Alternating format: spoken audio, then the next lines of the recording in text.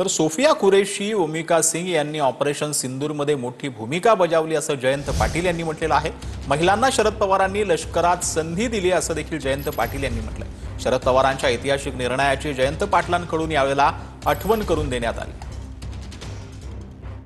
काल परवा ऑपरेशन सिंदूर झाल्यावर कर्नल सोफिया कुरेशी आणि ओमिका सिंग यांना केंद्र सरकारच्या आर्मीने पुढे केलं आणि त्या दोघींच्या मार्फत ऑपरेशन सिंदूरचं वर्णन सांगण्याची त्यांना जबाबदारी दिली। याचा अर्थ सैन्यात देखील खांद्याला खांदा लावून महिला आज लढतायत, पण त्याचं मूळ पुन्हा एकदा पवार साहेबांच्या निर्णयात आहे। संरक्षण मंत्री असताना पवार साहेबांनी या देशातल्या महिलांच्यावर विश्वास टाकला आणि संरक्षण दलात देखील महिलांना संधी आरक्षण देऊन देण्याचं काम केलं।